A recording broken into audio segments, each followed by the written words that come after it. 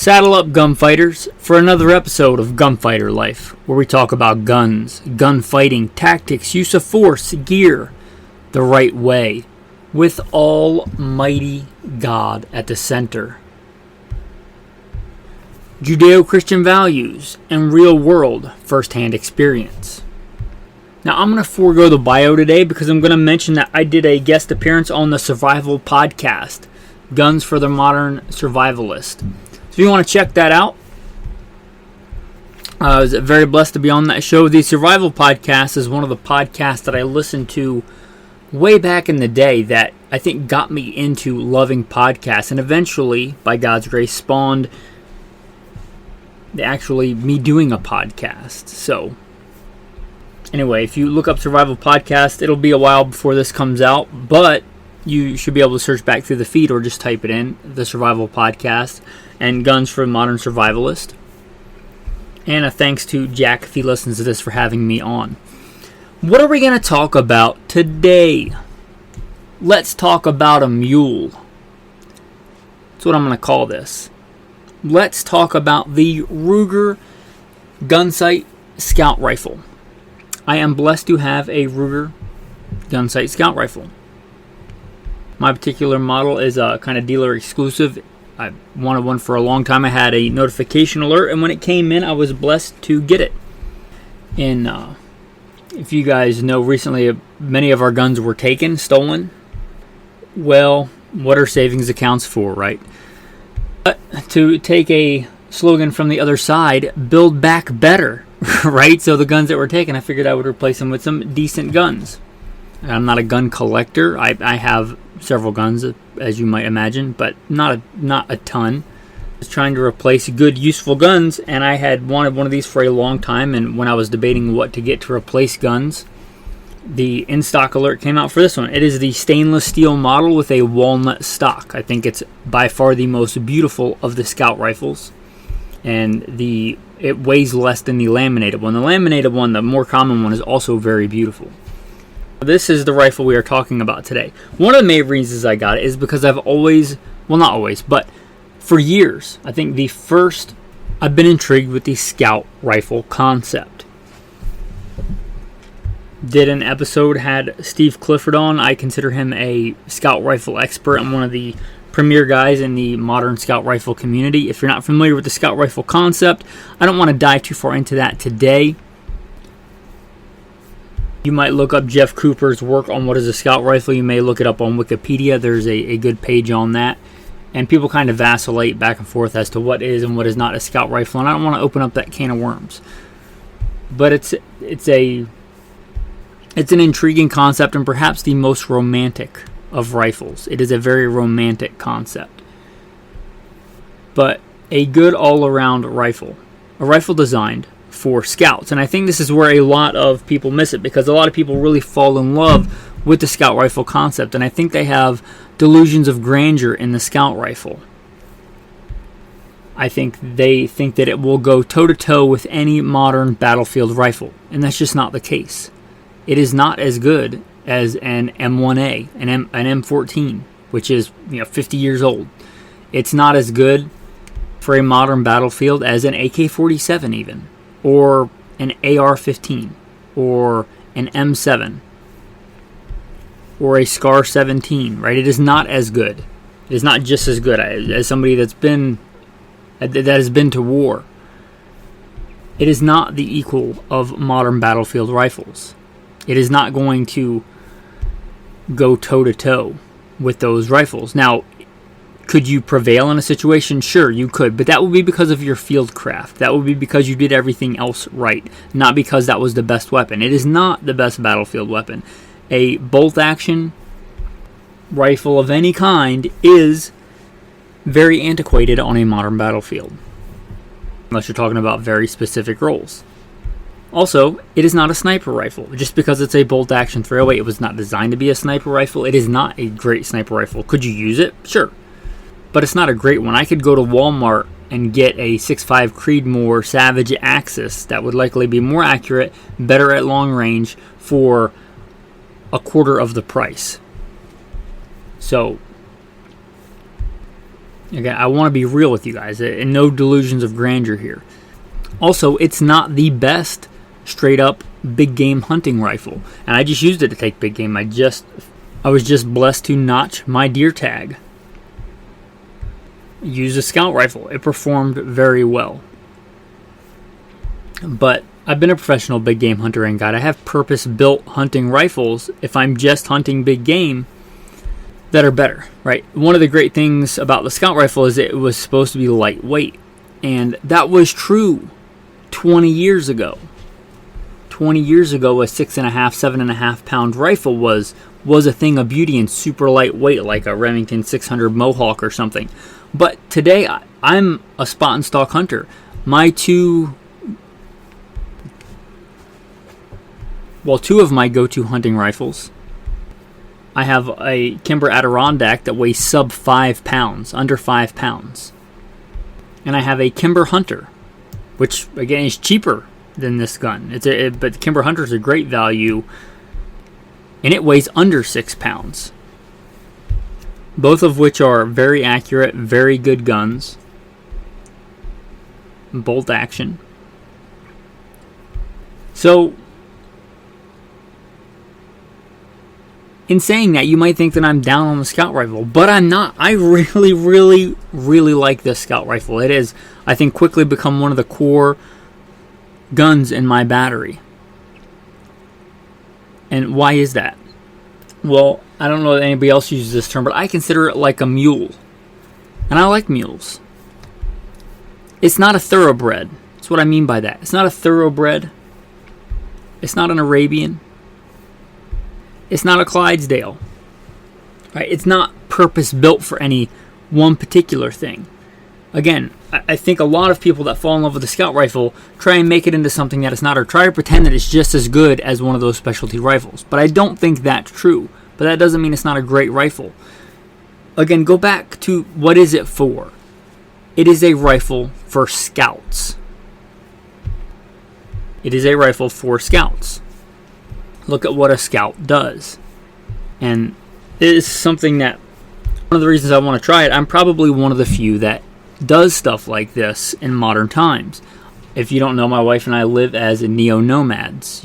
There's other episodes on that on Alpha Male Podcast, but we travel around, usually the West, because I have fallen in love with the freedom and wide open spaces of the West. Just this past week, I did a lot of hard hunting, and the days and days and who knows how many miles and great elevation changes that I covered in days of hunting hard. You know how many, and I hunted a lot in snow, tracking and stalking in snow. Do you know how many human footprints I saw last week? Not this week too. I was hunting just a day or two ago. 0. I came across elk tracks and mountain lion tracks and bobcat tracks and deer tracks, innumerable. Not a single solitary human footprint. Praise God. Being out in the wilderness to pray. I love it. I enjoy it. Also, before that, when I notched that deer tag with the scout rifle, I don't think I saw a single human footprint in any of the terrain that I was hunting. And also, I like to hunt new areas. Part of the thing I like about hunting out west is I can explore. I could probably literally go the rest of my life just in this one little geographic pocket of northern Idaho and Montana, western Montana, and up into Canada, and never hunt the same place twice. I like that as much or more than I like punching tags. I like putting meat on the table. Yeah, for sure. But I like to do that. And that kind of scouting. Now, granted, I'm not in the Rhodesian brush war. I'm not doing that type of thing. But I do go on some pretty unforgiving terrain and stuff like that. And I do find myself out far away from any kind of support network, where that rifle may very well indeed save my life. Whereas I grew up hunting back east, where if you break a gun or damage something or your scope gets knocked off, and I break a lot of optics. I break quite a few guns. If that happens in a hunt back east, then you probably just walk less than 100 yards back to your truck. where if that happens in some of the areas that I hunt, I might really be in trouble. And also, even though it's very rural, very, very low population density, you can literally walk for months in literal millions of acres of wilderness and not see a single solitary human person. Not a soul. Sometimes you do, right? And sometimes people have bad intentions, even out in the sticks, even out in the backwoods. People rob people, people murder people. Bad things happen in national forests. Bad things happen in those wilderness areas too. So could you need it for defense? For sure. So although I don't use it exactly for what it was intended for, I think it's a pretty close approximation. And if I had to use it for defense, I certainly would. And that's why I kind of call it the Mule. And one of the things I love about it, when I was out trying to get my deer, I was hunting just north of the Hell's Canyon area. And you know that's nasty terrain. If you've ever been to the Grand Canyon and you've been there and enjoyed the beauty of it, which I highly encourage, the heavens declare the glory of God and the firmament shows us his handiwork. When you see that deep canyon and look up and see the firmament, and you go back, you take pictures and you go back home and look at the pictures and you're like, the pictures don't do it justice. Well, I was just hunting in Hell's Canyon and you get back and look at the pictures and even the pictures look crazy. Just north of the Hell's Canyon area, slipping down lava rock and shale and really crazy, steep, nasty terrain. I used really good scope mounts, worn scope mounts. Like, I've used a lot of scope mounts. They're one of the ones I recommend, and I still do. They're great scope mounts, but I managed to fall on that gun several times, and somehow I loosened one of those scope mounts. Well, when you're miles and miles in the backcountry, if that was just a normal scoped rifle, because sadly many modern hunting rifles don't come with iron sights. I had practice with this gun with iron sights. I had QD mounts for just such an occasion. I could, when the mounts got knocked loose, even if the scope was broken, I could take it off and still keep hunting. I think Jeff Cooper was very wise when he specified good, not just vestigial, not just there kind of there, but good iron sights on a scout rifle. I had used and practiced with and zeroed these iron sights. I was just fine, and I love hunting, and I love shooting with iron sights. I have no problem if the scope goes away and I have to use iron sights. I prefer a scope. An optic can definitely be a force multiplier. But if it goes away, could still use the gun.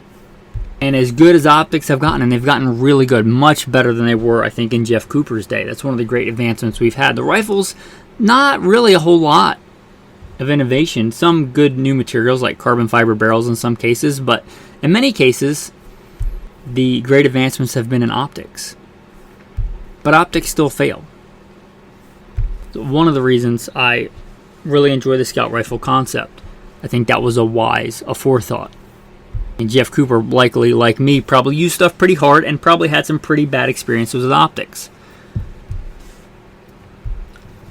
Also, there's a couple reasons I settled on the Ruger Scout Rifle. It has a muzzle brake on it, which I don't really care about flash suppression, right? Again, I'm not trying to take on an Antifa mob in the middle of the night with this rifle, usually out in the backcountry. But what I like that for is it protects the muzzle, and it's not uncommon to drop a rifle, to slam it on stuff.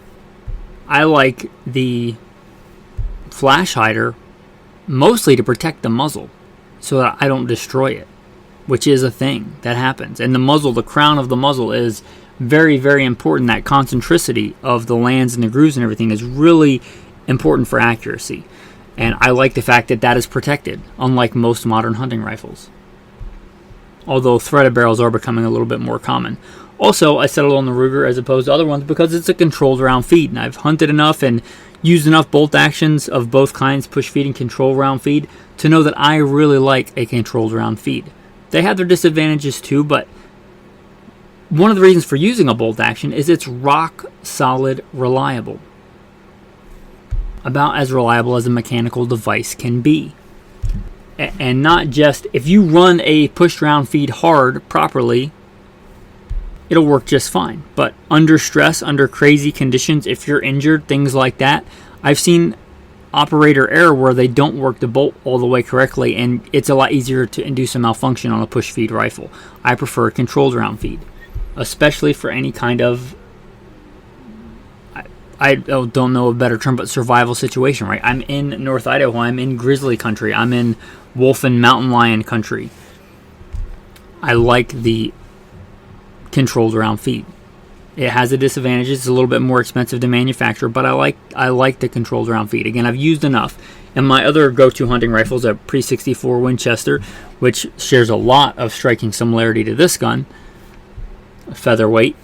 And my 2 Kimbers, they're all controlled round feed. And I had other rifles that I had before that were push feed, and I've taken many animals with them. And for a fair weather hunt, I don't mind a push feed rifle. They have advantages. They're cheaper. They tend to be more accurate. But for a hard times tool, I prefer a controlled round feed, which this rifle is. I also really like stainless. One of the other guns that was taken was my go-to 1022 Takedown, and I've been trying to replace it to see if I can top it, to see if I can find something better than the 1022 Takedown. This will make sense in a moment why it ties into this. And I've been trying to, but most of the other options don't come in stainless. Like I was thinking about getting a lever action because I can shoot shorts, longs, and long rifles, more of an omnivore. A lot of times in a partial collapse, which we've probably all been through at least 2 ammo shortages in the last, decade or so. The 2008 one and the more recent one. A lot of times 22 long rifle can be really hard to get, but 22 shorts and longs are there. Also, they can be much quieter. So the lever action had the advantage of being able to shoot all those with a reasonably high rate of fire. I literally couldn't find a single one, this is where it ties back in stainless steel. Not a one. I found some that were part like a brass receiver, but they still have blued barrels. And my last, one of the other 22s that I have a bolt action, I literally not that long ago scraped the rust off of it with a razor knife. Yeah, so again, I use stuff hard. I don't always go on hunts where I can just walk back to the truck and oil the gun. If I'm on a long backcountry hunt, that rifle may be in the field for days, in the rain and the snow, and if I can handle it, the rifle should be able to handle it too. So I like stainless, and that Ruger Scout rifle came in stainless. It's kind of a mule. It's kind of a workhorse. It's not the lightest. It's not the most accurate. Heck, even my Scar 17 is more accurate, I think, than that Ruger Scout rifle. When I first got it, the accuracy was atrocious, but I betted it. It went from a 3 or more worse MOA gun to about a 1 MOA gun, which is good. A 1 MOA gun, and I don't mean I mean a good MOA gun. But it's also an omnivore. It's shot a variety of 150 up to 168 grain loads. I did shoot the 175s through it, but I don't really plan on hunting with those more long-range target loads. But it shoots a variety of the 150 and 168 grains very well. Shoots them all. Actually about the same in reasonable ranges, the same point of aim, point of impact, and at the same kind of degree of accuracy. So it might not be, one hole accurate, but 1 MOA for a scout rifle for the kind of spot and stalk hunting that I prefer, it's just fine. And it'll do it with a variety of loads, which if you're talking about a scout rifle concept, like a hard times tool, that's kind of important, that it doesn't just like one load. It likes pretty much any load that I've put through it. It hasn't spewed it out of its mouth. I like that. Also, its feeding and reliability, top notch. Stainless steel, fantastic. I've got it mounted right now with a Burris straight 2 power scope, which I think, to get off on a little bit of a tangent, and especially from guiding and stuff, and I've learned this myself the hard way, the vast majority of people have way too much magnification for practical hunting, in my opinion. And if you have a 3-9, my advice is almost always just leave it on 3 power. But anyway, got a straight 2 power. I might change that in the future to something else, but I wanted that as true as I could get to an OG scout rifle, and I thought when I read the specs that Jeff Cooper specified a fixed 2 to 3 power scope. So that's what I mounted on there. Forward mounted. Again, I don't know if it'll stay like that, because one of the big advantages they say of the scout rifle is you can shoot with both eyes open. But I always shoot with both eyes open. Or whether I'm shooting a handgun, a shotgun, a rifle, a more traditional scope, even a higher powered scope, I always shoot with both eyes open. Not everybody can do that. I've got enough experience to know that. Some people really struggle with that, but but I always shoot with both eyes open. So that is not really a giant advantage for me. I shoot pretty much any optic or iron sights both eyes open all the time. Unless there's some like weird lighting condition or optical thing going on where it really is an advantage to shut one eye, but I have to make myself do it. My natural default is always to shoot with both eyes open. So that advantage of the forward-mounted optic for me doesn't really make sense, and I think there are a lot better options in optics in the more traditional. There are not a lot of great scout rifle scopes on the market compared to traditional scopes, so that may change just for that reason. But one of the great things about that forward-mounted scope is the balance of the rifle is fantastic, and it gives easy access to the feeding of the rifle, which I really like. Also, I just did an episode on road trip guns. It's a great gun. Now, it's not legal to hunt with in every state. Some states are shotgun only or straight wall rifle cartridge only, but pretty much anywhere I could take that rifle, whereas my AR, I can't. I try and avoid those states, but if something happened and I had to go to one of those states, I could take the scout rifle. Even going to Canada, right? Canada allows you, because I'm not that far from Canada. I've gone to Canada and I will take a gun when I go. They let you take a gun for bear defense. Well, scout rifle's a good choice. It's legal there. Whereas my Scar 17, I'd probably rather have it if I was going to a foreign country and I could take a gun. But I can take the scout rifle, and the scout rifle is better than no rifle at all. So it kind of has that going for it. Does it have anywhere near as good a rate of fire as a semi-auto? No, it doesn't. But it has a reasonable rate of fire if you're good with the bolt action, and it has detachable box magazines.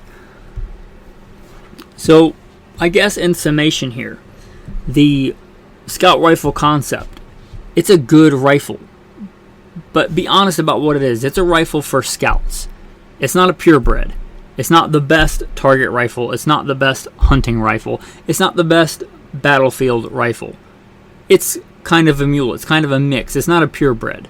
But it's a really good, like a mule, utilitarian, working thing. And that's kind of my thoughts on the rifle, specifically the Ruger Gunsight Scout. There are other attributes to other Scout rifles. I chose that one for several reasons that are germane to me.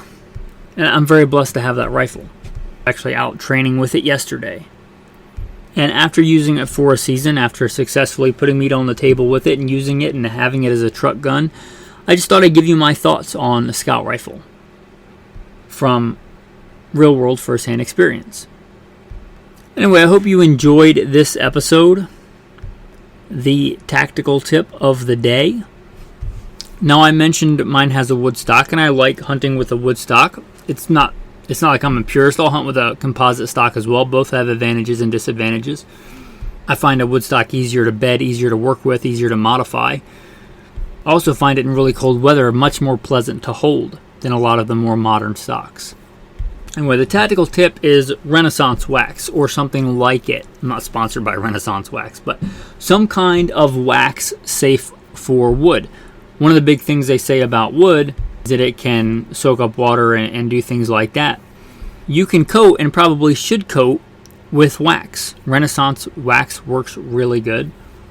You can use it on steel too, and I do. Use it on the stainless steel, use it on blued steel if I'm going out to hunt in really harsh conditions. The inside of the stock, meaning like the barrel channel, the magazine well, all that stuff where moisture could soak into the stock where it's not really finished as well, that Renaissance wax works really good. Again, or something like it. You could probably just use beeswax.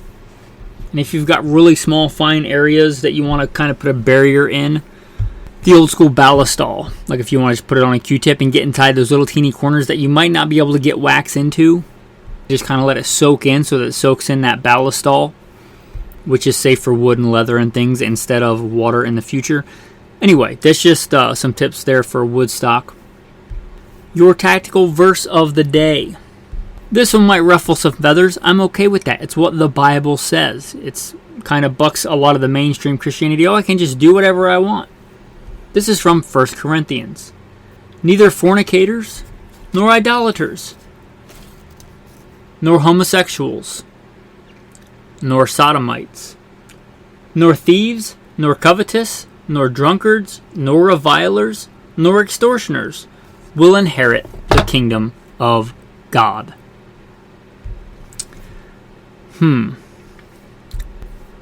That is the word of God. Well, that reminds me of 1 John. Chapter 5. By this we know that we love the children of God, when we love God and keep His commandments. Loving your neighbor doesn't just mean doing whatever you want with them. It means loving God and loving people in the way that He says, because He is the author of love. He defines what love is, not culture, not society, God. And thank the Lord for that, because culture and society is so taciturn. It changes on a whim. Could you imagine building your life on such shaky sand as that? To never know what actual right and wrong is because it changes with political winds. No, we have a truth unchangeable. We have a truth that lasts forever. Something to cling to, a rock of all time. A true and unchanging God. Thanks for listening. Have a blessed day.